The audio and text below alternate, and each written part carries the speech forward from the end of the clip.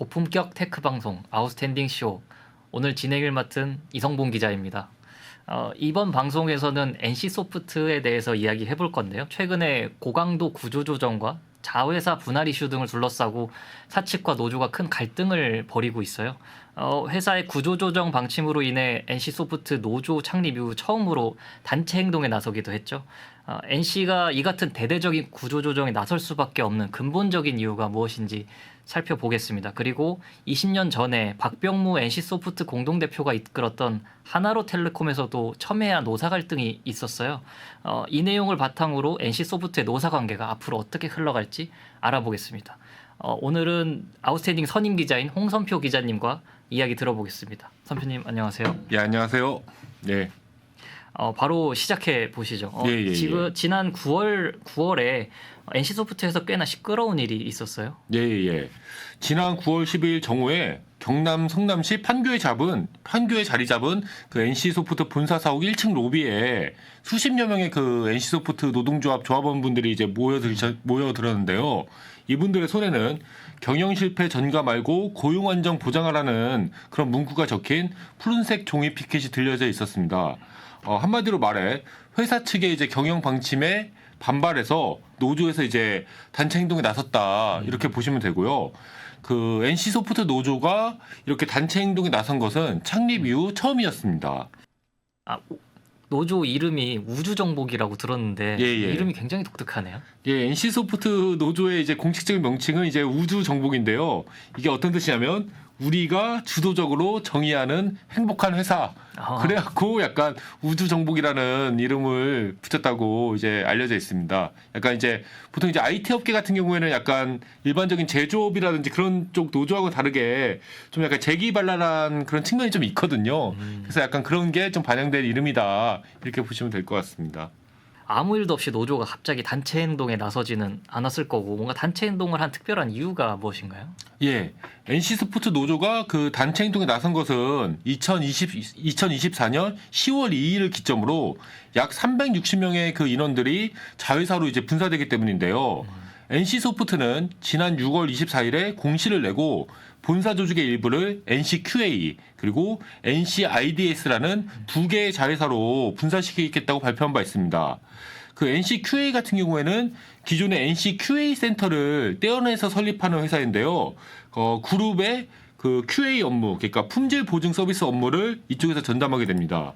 그리고 NCIDS 같은 경우에는 기존의 NC 본사에 있던 IT 인프라실과 유저 그로스 플랫폼 센터 그리고 비즈 솔루션 센터 이렇게 3개 부분을 한데 모아서 독립시키는 방식으로 이제 설립되는 자회사인데요. 응용 소프트웨어 개발과 공급을 전담하게 됩니다. 지금 이 방송을 9월 26일에 녹화를 하고 있는데요. 네, 그렇죠. 현 시점 기준으로 분사 절차가 거의 완료된 상태인가요? 예, 그렇죠. 이미 그 주주총회에서 그 분사 안건이 이제 가결이 됐습니다. 그렇기 때문에 현재는 이제 모든 절차를 완료하고 공식적인 이제 분할만 기다리고 있는 상황이라고 보시면 되고요. 이 두 자회사에 대한 분사는 NC소프트가 신설 회사 발행 주식의 100%를 배정받는 물적 분할 방식으로 이루어집니다. 그러니까 이 두 자회사는 그 NC소프트 본사의 100% 자회사가 되는 것이고요. 그리고 말씀드렸듯이 뭐 주주총회든 이사회든 이거의 그 분할에 필요한 모든 절차는 이미 완료됐기 때문에 이제 10월 2일 그러니까 국군의 날 다음에 공식적으로 회사가 이제 나눠지게 되는 것이죠. 이게 본사 소속에서 자회사 소속으로 법인이 달라진다고 하니 해당 직원분들은 아무래도 걱정이 될 수밖에 없겠어요. 아무래도 좀 그렇죠. 아무래도 이제 뭐 꼭 NC뿐만이 아니라 어떤 그룹이든 이런 식으로 이제 내 소속이 좀 달라진다고 하면은 직원분들이 이제 불안감을 느낄 수밖에 없는데 말씀하신 것처럼 분사되는 두 회사의 그 직원분들은 소속 법인이 기존에 이제 NC소프트 본사에서 당연히 이제 자회사로 달라지게 되는데요. 그렇기 때문에 이분들을 중심으로 약간 고용 안정에 대한 불안 그리고 혹시 이게 뭐 처우가 악화되는 거 아니냐 예를 들어 뭐 연봉이 좀 줄어들거나 아니면은 뭐 각종 복지 혜택이 줄어드는 거 아니냐 이런 우려가 나오고 있습니다. 그리고 더 나아가서는 이런 분사 자체가 기존 인력들을 다른 회사로 떼어내는 것 자체가 약간 구조조정을 위한 사전 정지 작업이 아니냐 이런 생각들도 좀 하신 분이 꽤 많으신 것 같고요.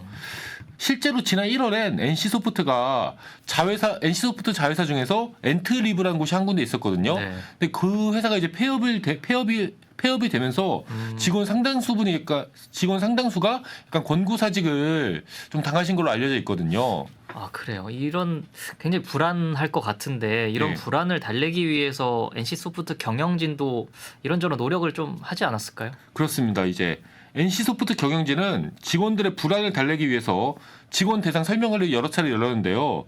그 자리에서 분사 법인으로 이동하더라도 기존 근로 조건과 업무 지원 환경, 복리후생 제도 등은 동일하게 유지하는 것을 원칙으로 하고 있다. 이렇게 강조를 하셨고 또 지난 7월 30일에는 구현범 NC소프트 최고 운영 책임자가 신설 법인을 3년 내로 폐업하거나 매각할 경우 그 자회사로 갔던 인원들을 본사로 재고용하겠다 이런 말씀하시면서 고용 불안에 대한 우려를 불식시키는 데 집중하고 있습니다.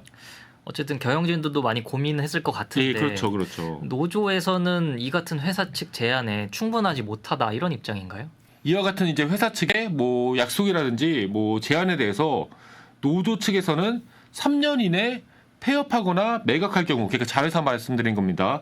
그 이들을 이제 본사로 재고용하겠다는 그런 제안을 문서로서 공식적으로 약간 명문화해 줄 것을 요구했습니다. 근데 이에 대해서 사측은 법적 구속력이 있는 단체 협약 등으로 문서화해 줄 수는 없지만 대신 분사 대상 직원들에게 이메일 등의 형태로 문서화된 내용을 전달할 수는 있다. 이 정도까지만 입장을 나타낸 것으로 좀 알려져 있고요. 그리고 노조에서는 더 나아가서 아예 그 3년 이내라는 단서정 없이 두 회사가 뭐 폐업하거나 매각될 경우 직원들을 이제 본사로 고용해 줄 것을 요구하고 있습니다. 그리고 이에 대해서는 현재 사측에서는 뭐 동의하지 않고 있는 상황이고요. 이 같은 내용은 제가 직접 NC소프트 노동조합과 뭐 사측 둘 다 취재해서 확인한 내용들이니까 현재로서 되게 맞는 내용이라고 보시면 될 것 같습니다. 그 NC소프트 노조에서 이 3년 이내 조항을 없애달라고 하는 이유가 있는데 그 노동조합에서 설명하기에는 NCQA라든지 NCIDS 같은 규모의 그 정도 규모의 자본금을 갖고 시작하는 회사가 3년 안에 폐업하는 경우는 굉장히 드물다. 일부러 아주 작정하고 폐업시키지 않는 이상은 그 정도 규모의 자본금이 있으면은 계속 그 돈을 까먹더라도 3년 안에 폐업할 수는 없다. 그렇기 때문에 3년 이내 폐업할 경우 뭐 본사에서 재고용을 해주겠다. 이거 같은 경우에는 큰 의미가 없는 제안으로 생각한다. 이게 약간 노동조합 그 관계자분들의 입장입니다. 이 3년 이내가 되게 중요한 거군요. 약간 지금 노조에서는 약간 3년 이후에 회사가 폐업하거나 뭐 매각되더라도 거기 갔던 인원들을 다시 본사에서 재고용해달라 이렇게 요구하고 있는 것이죠. 또 다른 요구 사항도 있는 걸로 알고 있어요. 어떤 건가요? 아, 예, 노조 측에서는 또 기존의 NC소프트 노조와 사측이 체결했던 단체 협약 내용이 분사되는 자회사 직원들에게도 계속해서 그 적용될 수 있게 해달라 이렇게 요구하고 있는데요. 이에 대해서 회사 측은 신설되는 법인, 그러니까 신설 자회사 소속 직원들은 별도의 단체 협약을 체결해서 별도의 내용을 적용받아야지 기존 NC에서 적용받았던 내용을 계속해서 적용해주기는 힘들다. 이런 입장을 나타내고 있습니다. 그리고 여기까지 말씀드린 내용을 정리하면은 지난 9월 12일에 그 NC소프트 본사에서 있었던 그 단체 행동은 약간 이 같은 노조의 요구를 좀 강하게 좀 어필하기 위한 자리였다. 이렇게 보시면 될 것 같습니다. 방금 살펴본 것처럼 NC에서는 상당히 강한 수준의 구조조정을 지금 진행하고 있는데 예. 이런 구조조정은 모두 박병무 공동대표가 대표로 내정된 이후에 본격적으로 진행되고 있는 것인가요? 그렇죠. 예, 일단은 박병무 공동대표는 지난해 12월에 그 대표로 내정이 됐습니다. 공동대표로. 그리고 공식적으로 취임한 거는 2024년 3월인데요. 뭐 일단 내정된 이후부터 NC소프트 그룹 내에서는 조직 개편을 비롯한 구조조정이 굉장히 좀 폭넓고 또 강도 높게 진행되고 있습니다. 박 대표 같은 경우에는 국내를 대표하는, 한국을 대표하는 사모펀드인 VIG 파트너스 이곳을 이제 공동으로 이끌기도 했던 굉장히 그 사모펀드 전문가라고 말씀드릴 수 있고요. 그렇기 때문에 기업 구조조정에 있어서는 한국 최고의 전문가로 불리는 인물입니다. 뭐 사모펀드에서 워낙 그 활동을 많이 하셨기 때문에 이에 대해서는 약간 뒷부분에서 좀 더 자세히 말씀드릴 거고요. 그리고 그 박병무 대표가 그 공동대표로 내정된 이후에 어떻게 지금 이제 구조조정이 이루어지고 있는지 이거는 약간 NC소프트의 그 인력 현황만 봐도 그냥 쉽게 알 수 있습니다.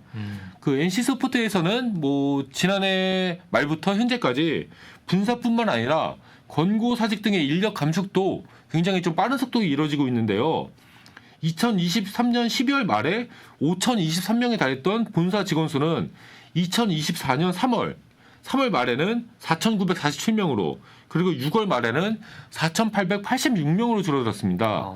6개월 만에 직원 수가 2.72%, 그러니까 137명 줄어든 거니까 상당히 이제 뭐 큰 폭으로 줄어들었다고 말씀드릴 수 있는데 이렇게 줄어든 감소분의 상당수가 인위적인 인력 구조조정의 결과라는 게 약간 업계 분석입니다.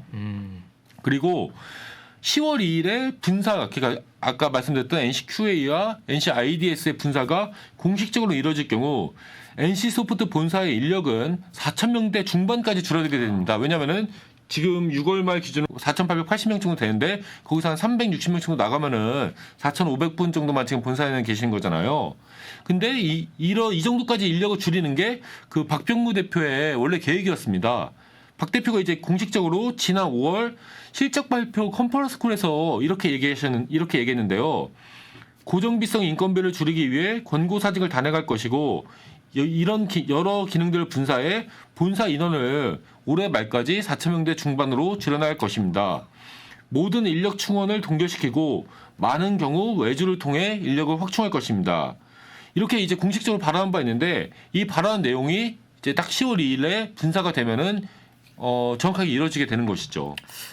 이게 NC 같은 대기업이 이 정도 예. 수준의 구조조정을 예. 하는 데는 좀 특별한 이유가 있을 것 같아요. 그러니까 구조조정을 단행하게 된 계기는 무엇이었나요?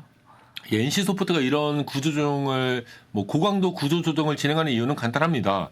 그만큼 이제 경영 상황이 좋지 않기 때문이라고 말씀드릴 수 있는데요. 지난 2분기 기준 NC소프트의 연결 기준 매출은 3,688억 원으로 2023년 2분기, 그러니까 1년 전과 비해서 16% 줄어들었습니다. 그리고 직전 분기, 그러니까 2024년 1분기와 비교해서도 7% 줄어든 건데요. 그런데 영업이익 같은 경우에는 감소폭이 더 컸습니다. 지난 2분기에 NC소프트가 벌어들인 영업이익은 88억 원으로 전년 동기 대비 75%나 감소했습니다. 아이고. 1년 전과 비교해서.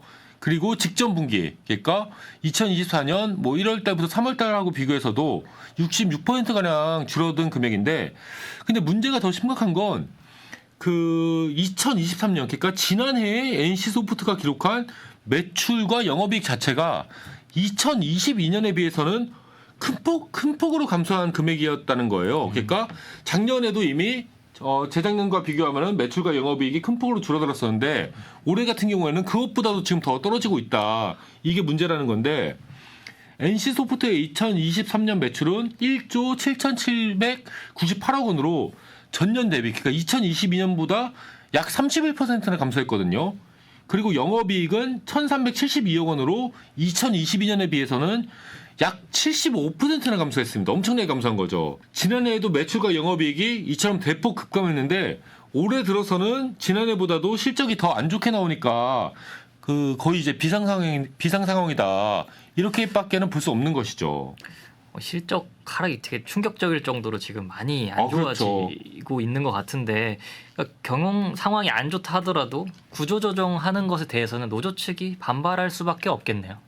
아무래도 노조 입장에서는 당연히 어떤 상황이든 반발할 수밖에 없을 것 같은데 NC소프트 노조에서는 이 같은 경영 악화를 빌미로 인원 감축과 분사 등의 고강도 구조조정을 진행하는 것은 경영진의 무능이 불러온 사태에 대한 책임을 일반 직원들에게 전가하는 것이라면서 굉장히 거세게 반발하고 있습니다. NC소프트 노조 관계자 입장인데 NC가 위기 상황에 처한 것은 리더십 부재로 인해 재미있는 게임을 만들어내지 못했기 때문임에도 불구하고 회사 측은 이에 대해서는 단 한마디도 언급하지 않고 있으며 직원들을 단순 소모품과 비용 절감 요소로만 취급하고 있다. 이게 NC소프트 노조의 이제 공식적인 입장입니다. 방금 말씀드렸던 것처럼 NC소프트 사측과 노조는 분사 이후에 고용 보장 방안, 뭐 3년 이내로 할 것인지 3년 이후로 할 것인지 이걸 어느 수준까지 이제 문서화로 보장할 것인지, 그리고 뭐 기존 단체 협약 내용을 계속해서 적용할 것인지 아니면 별도 법인이 됐으니까 별도로 체결할 것인지, 그리고 경영 악화에 대한 책임은 과연 누구한테 있는 것인지, 이런 문제들을 둘러싸고 굉장히 격렬하고 첨예한 그런 다툼을 벌이고 있다, 이렇게 말씀드릴 수 있습니다. 그 NCQA, 이 NCIDS 이 두 개의 자회사에 대한 물적 분할, 그러니까 분사 같은 경우에는 이미 주주총회도 통과하고 모든 법적 절차를 마쳤기 때문에 뭐 노조가 이거를 강하게 반발한다고 해서 분사 결정 자체를 되돌릴 수는 없는 상황인데요. 그렇기 때문에 노조로서는 약간 지난 9월 12일에 보여줬던 것처럼 단체 행동을 하거나 아니면 약간 여론전 등을 통해서 최대한 협상력을 발휘해갖고 분사되는 직원들의 고용 불안과 처우 악화를 막아내는 게 약간 노조로서 할 수 있는 뭐 최대한의 역할이다, 이렇게 말씀드릴 수 있을 것 같습니다. 그러니까 노조가 할 수 있는 최선을 지금 하고 있는 상태, 이렇게 말씀을 하신 건데, 그럼 예. 박병무 대표 같은 경우에는 30여 년간 지금 사모펀드 업계 있으면서 뭐 숱한 M&A, 뭐 피투자 기업에 대한 구조조정 그렇죠. 이런 걸 해왔던 분이잖아요. 그러니까 NC 대표가 되기 전에 활동을 조금 더 알 수 있을까요? 그 앞에서 말씀드렸던 것처럼 박병무 공동대표는 국내 사모펀드 업계에 굉장히 이제 거물로 불리는 인물인데요. 뭐 우리가 다 아는 김앤장이라는 국내에서 가장 큰 로펌에서 변호사로 커리어를 시작했고, 또 이제 특정 계기로 인해서 법률계를 떠나서 법조계를 떠나서 사모펀드 업계로 진출을 했습니다. 그리고 이 사모펀드 업계에 있으면서 100여 건에 달하는 뭐 굵직굵직한 M&A들을 이제 간접적으로 그 성사시킨 경험을 갖고 계시고요. 또 2010년에는 아까 말씀드렸던 것처럼 국내의 대표적인 사모펀드인 VIG 파트너스의 공동대표로 취임해갖고 이제 대표로서 뭐 현장에서도 뛰기도 하지만은 약간 지휘관으로서도 약간 이런 여러 굵직굵직한 딜들을 직접 진두지휘했습니다. 대대적인 인적 물적 구조조정을 통해서 인수했던 기업의 가치를 끌어올린 다음에 이걸 매각해갖고 차익을 넘기는 것이야말로 약간 사모펀드의 굉장히 그 기본적인 전략인 거잖아요. 그렇죠. 그렇기 때문에 박 대표 같은 경우에는 이미 뭐 기업 인수합병만 100여 건 넘게 했었고, 또 인수한 기업에 대해서 구조조정 작업도 엄청나게 많이 이제 진행하신 분이잖아요. 그렇기 때문에 박 대표를 한국에서 가장 풍부한 구조조정 경험을 갖고 있는 그런 인물이다, 이렇게 말할 수 있는 겁니다. 박병무 대표가 직접 대기업 CEO를 맡아서 경영을 이끌어간 사례도 있죠. 그렇죠. 예. 그 사례를 보면 앞으로 NC에서 구조조정 작업이 어떻게 진행될지 이해하는 데 조금 도움이 될 것 같습니다. 예, 사모펀드 업계에서는 2000년대 초중반에 그 박병무 대표가 하나로텔레콤, 그러니까 현재는 이 하나로텔레콤이 SK한테 인수되면서 SK 브로드밴드가 되는데, 이 하나로텔레콤을 이끌었던 시기에 사용했던 전술과 기법, 수단들을 현재 NC소프트 구조조정 과정에서 그대로 다 또 사용하고 있다, 이렇게 평가하고 있어요. 그러니까 20년이 지났지만 기본적인 그 구조조정 전술은 뭐 달라진 게 없다, 구조조정 기법은 동일하게 적용되고 있다, 이렇게 평가하고 있는데, 2003년에 미국계 사모펀드인 뉴브리지 캐피털의 한국법인 대표로 취임했던 박 대표는 그 당시에 이제 이 펀드의 주요 포트폴리오 기업이 뭐 하나로텔레콤이었거든요. 하나로텔레콤도 있었고 뭐 제일은행이라는 큰 은행도 있었는데, 아무튼 이 하나로텔레콤의 구조 조정 작업을 굉장히 적극적으로 이끌었습니다. 그냥 단순히 이제 투자자로서만 있었던 게 아니고 2005년에는 이 하나로텔레콤의 비상 경영기구인 경영위원회라는 그 기구가 있었는데 그곳의 의장직을 맡았고, 2006년부터는 아예 이제 대표이사로서 하나로텔레콤의 경영을 직접 이끈 것이죠. 그럼 그때도 구조조정을 둘러싸고 노사 양측 간의 갈등이 좀 격렬했던 건가요? 아, 상당히 격렬했었죠. 예, 2005년에서 2006년 무렵 하나로텔레콤에서는 이때도 똑같이 인력 구조조정을 둘러싼 노사 양층의 갈등이 굉장히 격렬하게 벌어졌었는데요. 2005년에는 전체 직원들의 15%를 감축하겠다는 그 사측의 구조조정안에 대해서 노조가 이제 거세게 반발하면서 파업 위기에 휩싸이기도 했었습니다. 이때는 사측이 15%라는 인력 감축 목표를 처리하는 대신에 명예퇴직을 실시하는 방안으로 한 발 물러서면서 파업 위기 자체는 약간 진정 국면에 들어섰는데요. 그 원래 뉴브리지 캐피털을 비롯한 그 최대 주주와 고위 경영진 층에서는 원래는 전체 직원의 25%를 감축하는 방안을 추진하려고 했었으나 이렇게 노조가 이제 결사 반대하면서 그 인력 감축안은 좀 약간 이제 좀 인력 감축안에 대해서는 사측도 약간 한 걸음 물러설 수밖에 없었던 것입니다. 그리고 2006년에도 노조 측이 고용 안정을 좀 보장하라. 그리고 특정 임직원들에 대해서만 스탁 옵션을 부여하지 말라. 이런 걸 내세우면서 사측 한번 거세게 이제 충돌했던 적이 있었습니다. 하나로텔레콤 그 박병무 대표가 경영을 이끌던 당시에. 하지만 이런 노사 갈등에도 불구하고 그 박병무 대표와 뉴브리지 캐피털은 회사의 기업 가치를 올린 덕분에 인수한 지 3년 만에 하나로텔레콤 지분 그리고 경영권을 매각해서 5,270억 원이라는 차익을 거둘 수 있었는데요. 이 금액 같은 경우에는 지금으로부터 거의 한 20년 전에 거뒀던 5천억 원이기 때문에 지금으로 치면 거의 조단위 때 이익을 거뒀다. 그렇게 보시는 게 정확할 것 같습니다. 그렇네요.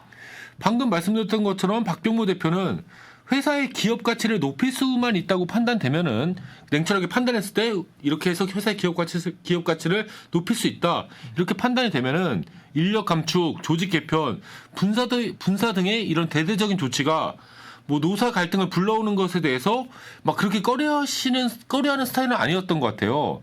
그렇기 때문에 자산운용 업계와 IT 업계에서는 이런 이제 박병무 대표의 경영 스타일을 보고 NC소프트가 앞으로도 당분간은 계속해서 이런 인력 감축과 분사 같은 강도 높은 구조 조정을 진행할 것으로 예상하고 있습니다. 그러니까 현재로서도 이제 분사를 통해서 본사 인원을 4,500명 수준까지 이제 줄였는데 내년에는 이것보다 더 강도 높은 조치가 나올 수도 있다. 충분히 그 여태까지 이제 박병무 대표가 사모펀드를 운영하면서 그 보여줬던 약간 경영 스타일을 보면은 충분히 그 이상의 그 조치들도 단행할 수 있다. 이렇게 이제 바라보고 있는 것이죠. 어떻게 될지 조금 더 지켜볼 여지가 있는 거네요. 뭐 실적 발표 컨퍼런스 콜 같은 데서 약간 이렇게 앞으로 어떻게 운영해 나갈지 이런 거를 좀 많이 말씀하고 계시니까 그런 거를 좀 유심히 봐야 될 것 같아요.